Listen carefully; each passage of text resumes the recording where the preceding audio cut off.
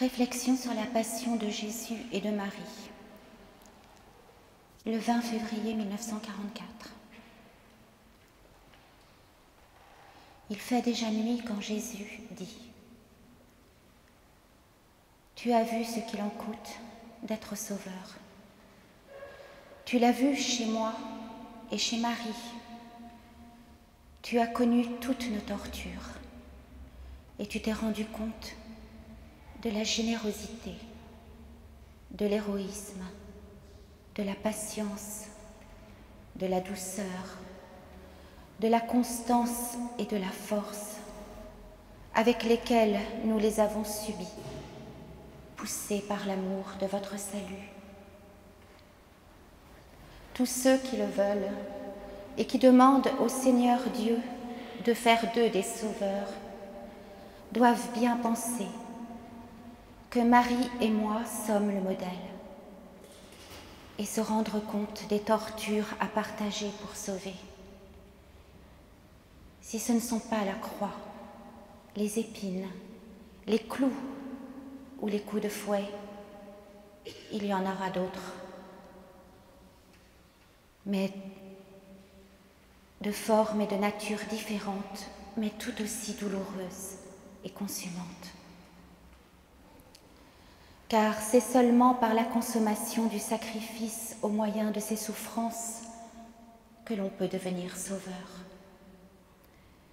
C'est une mission ardue, la plus ardue de toutes. Par rapport à celle-ci, la vie monastique, selon la règle la plus sévère, n'est qu'une fleur, comparée à un tas d'épines. Car il ne s'agit pas là de la règle d'un ordre humain, mais de celle d'un sacerdoce, d'une vie monastique divine, dont je suis moi-même le fondateur. C'est moi qui consacre et qui accueille dans mon ordre, selon ma règle, ceux qui y sont élus, et je leur impose mon habit. La souffrance totale jusqu'au sacrifice. Tu as contemplé mes souffrances. Elles étaient destinées à réparer vos fautes. Aucune partie de mon corps n'a été épargnée, car rien en l'homme n'est exempt de faute. Et toutes les parties de votre être physique et moral, cet être que Dieu vous a donné avec la perfection de toute œuvre divine et que vous avez avili par la faute originelle et par vos tendances au mal, par votre volonté mauvaise, sont des instruments dont vous vous servez pour pécher. Mais je suis venue effacer les effets du péché par mon sang et ma souffrance, en y lavant chaque partie physique et morale de votre personne pour la purifier et la rendre forte contre vos tendances coupables.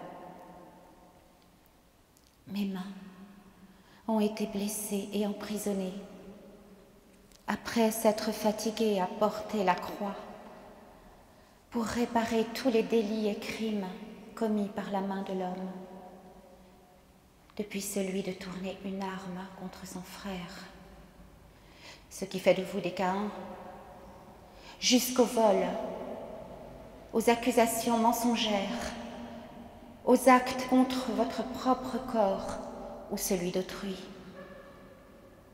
ou à la fainéantise propre à vos vices. C'est pour toutes les libertés illicites de vos mains que j'ai fait crucifier les miennes, en les clouant au bois de la croix et en les privant de tout mouvement, plus qu'il n'était permis et nécessaire. Les pieds de votre Sauveur, après s'être épuisés et blessés sur les pierres de mon chemin de croix, ont été transpercés, immobilisés, pour réparer tout le mal que vous faites par les vôtres, quand vous vous en servez pour aller commettre vos délits, vol, ou fornication. J'ai parcouru les rues, les places, les maisons, les escaliers de Jérusalem pour purifier toutes les rues, toutes les places, tous les escaliers, toutes les maisons de la terre, du mal né ou semé à cet endroit au cours des siècles, passés ou à venir, par votre mauvaise volonté, lorsque vous obéissez aux tentations de Satan. Ma chair a été maculée, frappée, lacérée pour punir en moi le culte exagéré, l'idolâtrie même que vous rendez à la vôtre et à celle des personnes que vous aimez par caprice sensuel ou même poussée par une affection qui, en soi, n'a rien de répréhensible, mais que vous rendez telle lorsque vous aimez un parent, un conjoint, un enfant, un frère ou une sœur, plus que vous n'aimez Dieu. Non, l'amour pour le Seigneur, votre Dieu, doit être plus grand que tout amour ou tout lien de la terre. Aucune autre affection, vraiment aucune, ne peut lui être supérieure. Aimez, aimez les personnes qui vous sont chères, en Dieu, mais pas plus que Dieu. Aimez Dieu de tout votre être. Cela ne diminuera pas votre amour au point de vous rendre indifférent à votre conjoint. Bien au contraire, cela enrichira votre amour pour lui, de la perfection que vous puiserez en Dieu, car celui qui aime Dieu a Dieu en lui, et donc sa perfection. J'ai fait de ma chair une plaie pour enlever à la vôtre le venin de la sensualité, de l'impudeur, du manque de respect, de l'ambition et de l'admiration pour les corps destinés à retourner à la poussière. Ce n'est pas en rendant un culte à la chair qu'on la rend belle. C'est en s'en détachant qu'on lui donne la beauté éternelle dans le ciel de Dieu.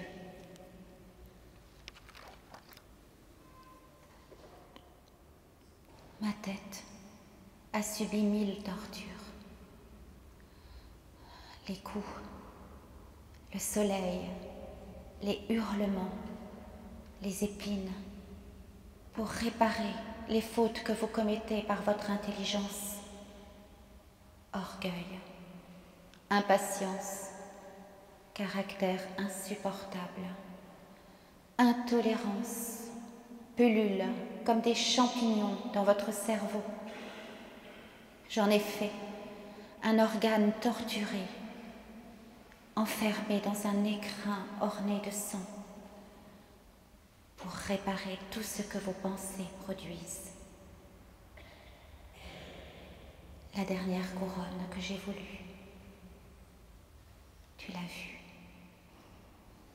La couronne que seul un fou ou un supplicié peut porter.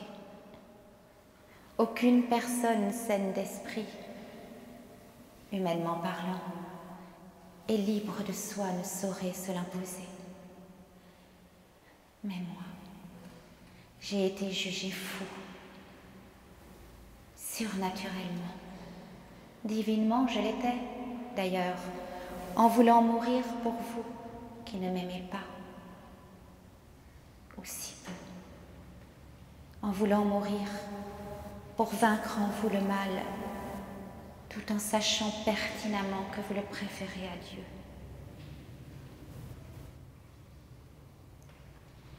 Et j'étais à la merci de l'homme, son prisonnier, son condamné, moi, Dieu, condamné par l'homme.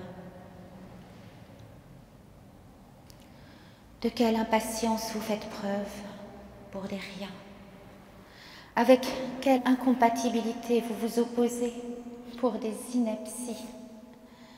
Quelle intolérance vous montrez à de simples malaises? Mais regardez donc votre Sauveur. Réfléchissez comme cela devait être irritant. Des épines qui s'enfoncent à des endroits toujours différents, s'empêtrent dans les touffes de cheveux, se déplacent continuellement sans laisser la possibilité de bouger la tête, de l'appuyer, d'une manière que leur tourment cesse.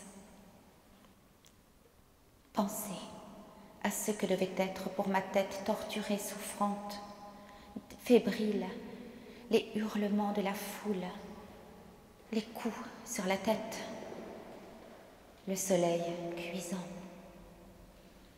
Méditez sur la souffrance que je devais ressentir dans mon pauvre cerveau qui est allé à l'agonie du vendredi, après l'extrême douleur due à l'effort subi le jeudi soir, dans ce pauvre cerveau auquel montait la fièvre de tout mon corps supplicié et des intoxications provoquées par les tortures.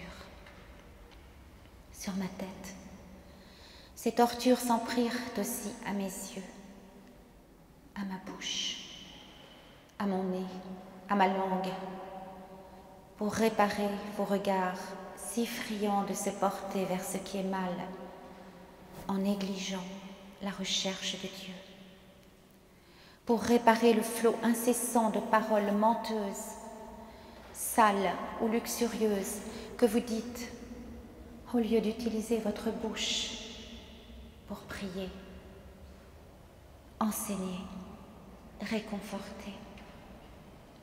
Mon nez et ma langue ont souffert pour réparer votre gourmandise et votre sensualité olfactive.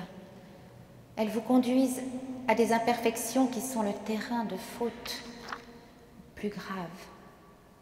Par exemple, votre avidité pour des aliments superflus, sans pitié pour les affamés. Des aliments que vous pouvez vous permettre en ayant bien souvent recours à des profits illicites. Quant à mes organes, pas un seul ne fut exempt de souffrance. Suffocation, et tout s'en prirent à mes poumons lésés par la flagellation barbare que j'avais subie. Puis les œdèmes, vu ma position sur la croix, ma souffrance au cœur vint de ce qu'il était déplacé et affaibli par la flagellation, par la douleur morale qui l'avait précédé, par la fatigue de la montée sous le poids de la croix, par l'anémie consécutive à tout le sang que j'avais déjà perdu. J'avais le foie et la rate congestionnés, les reins blessés et eux aussi congestionnés. Tu as vu la couronne de bleu qui entourait mes reins? Vos scientifiques essaient d'étayer votre incrédulité à propos de cette preuve de ma souffrance qu'est le Saint-Suaire, en expliquant que le sang, la sueur cadavérique, élurée d'un corps exténué, mêlée aux aromates, ont pu produire la peinture naturelle de mon corps éteint et supplicié. Il vaudrait mieux croire. Il vaudrait mieux croire sans avoir besoin de tant de preuves. Il vaudrait mieux dire « Voilà l'œuvre de Dieu » et bénir Dieu qui vous a permis d'avoir la preuve irréfutable de ma crucifixion et des tortures qui l'ont précédée. Mais puisque vous ne savez plus croire aujourd'hui avec la simplicité d'un enfant, puisque vous avez besoin de preuves scientifiques, pauvre croyant que vous êtes, vous qui ne savez plus tenir debout et marcher sans le soutien de la science, Sachez que les cruelles contusions de mes reins ont été l'agent chimique le plus puissant dans le miracle du Saint-Suaire. Mes reins, presque brisés par les coups de fouet, n'ont plus pu jouer leur rôle. Comme ceux des grands brûlés dans les flammes, ils devinrent incapables de filtrer, de sorte que l'urée s'est accumulée et répandue dans mon sang, dans mon corps. Cela m'a fait souffrir d'une intoxication urémique et a provoqué l'apparition d'un réactif qui, en suant de mon cadavre, a fixé mon empreinte sur le tissu. Mais n'importe quel médecin parmi vous, n'importe quelle personne qui souffre d'urémie sera en mesure de comprendre quelles souffrances ont dû causer en moi les toxines urémiques, abondantes au point d'être capables de produire une empreinte indélébile. Venons-en à la soif. Quelle torture! Pourtant, tu l'as vu, pendant toutes ces heures, personne dans cette foule n'a su me donner une goutte d'eau. À partir de la scène, je n'ai plus eu aucun réconfort. En revanche, la fièvre, le soleil, la chaleur, la poussière, les pertes de sang s'unissaient pour provoquer chez votre sauveur une soif abominable. Tu as vu que j'ai repoussé le vin mêlé de myrrhe. Je voulais que rien ne vienne adoucir ma souffrance. Quand on s'est offert en victime, il faut l'être sans compromis, sans adoucissement.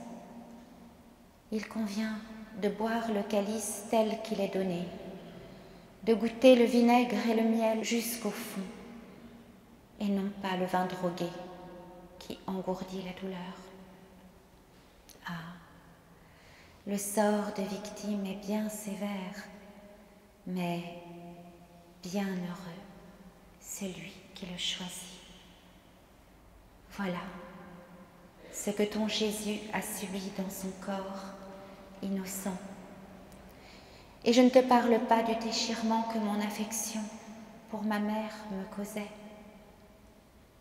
surtout à la vue de sa douleur. Cette douleur était nécessaire, mais ce fut mon plus cruel tourment. Seul le Père sait ce que son Verbe a enduré spirituellement, moralement, physiquement.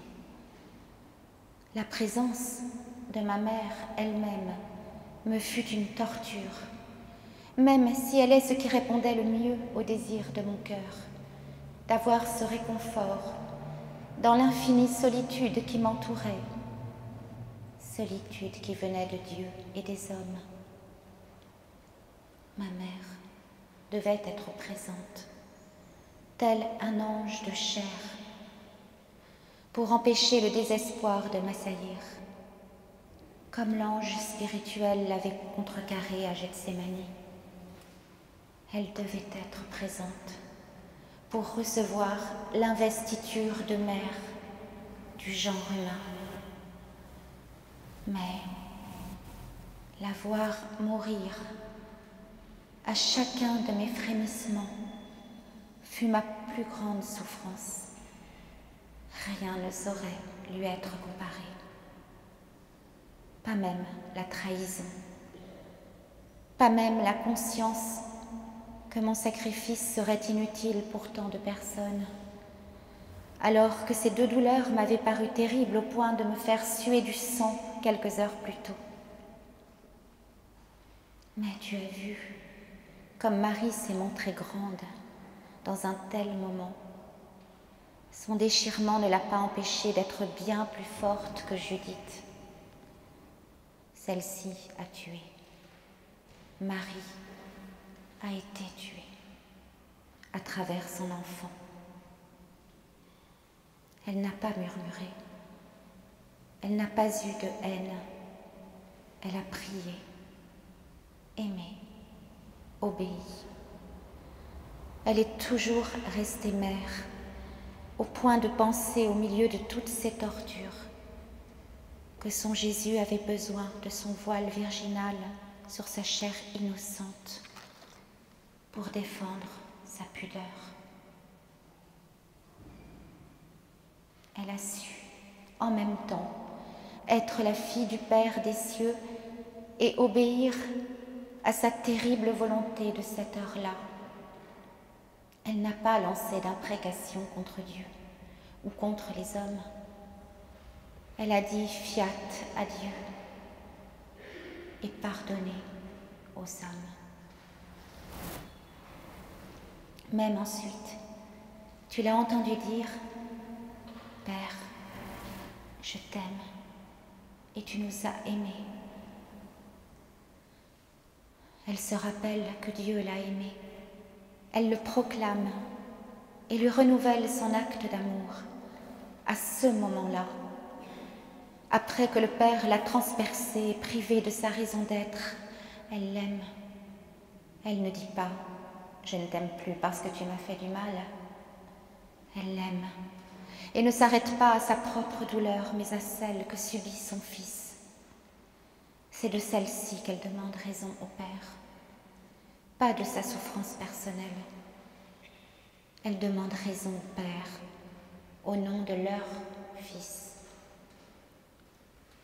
Elle est bien l'épouse de Dieu. Elle est bien celle qui a conçu conjointement avec le Père. Elle sait qu'aucun contact humain n'a engendré son enfant, mais que seul le feu descendu du ciel a pénétré son sein immaculé et y a déposé le germe divin, la chair de l'homme-Dieu, du Dieu homme, du Rédempteur du monde. Et parce qu'elle en est consciente, c'est en tant qu'épouse et mère qu'elle demande raison de cette blessure. Les autres devaient être faites, mais celle-là, quand tout était accompli, pourquoi? Pauvre maman, il y avait bien une raison que ta douleur ne t'a pas permis de lire sur ma blessure. Il fallait que les hommes puissent voir le cœur de Dieu. Toi, tu l'as vu, Maria. Ne l'oublie jamais. Cependant, même si Marie ne connaît pas les motifs surnaturels de cette blessure, elle pense aussitôt qu'elle ne m'a pas fait mal et elle bénit Dieu pour cela. Cela a beau la faire souffrir, elle n'en a cure. Il lui suffit de savoir qu'elle ne m'a pas fait souffrir, moi, et elle y trouve l'occasion de bénir Dieu qui l'immole. Elle se contente de demander un peu de réconfort pour ne pas mourir. Elle est nécessaire à l'Église naissante dont elle vient d'être faite la mère. L'Église, comme un nouveau-né, a besoin des soins et du lait d'une mère. Marie les lui apportera, en priant pour elle, en soutenant les apôtres, en leur parlant du Sauveur. Mais comment le pourrait-elle si elle venait à mourir le soir même? L'Église, qui n'a plus que quelques heures, quelques jours à rester sans son chef, serait complètement orpheline si ma mère aussi expirait. Et le sort des bébés orphelins est toujours précaire. Dieu ne déçoit jamais une prière juste, et il réconforte ses enfants qui espèrent en lui. Marie trouve ce soutien grâce à Véronique. Ma pauvre maman a imprimé dans ses yeux l'effigie de mon visage de défunt. Elle ne peut résister à cette vue. Ce n'est plus son Jésus, cet homme vieilli, boursouflé, aux yeux fermés qui ne la regardent pas, cet homme à la bouche tordue qui ne parle ni ne sourit. Mais voilà, sur le voile, un visage qui est celui de Jésus vivant, douloureux, blessé, mais encore vivant. Voilà ses yeux qui la regardent, sa bouche qui semble dire « Maman », son sourire qui la salue encore. Ô Maria, cherche ton Jésus dans ta douleur. Il viendra toujours et te regardera, t'appellera, te sourira. Nous partagerons la souffrance, mais nous serons unis.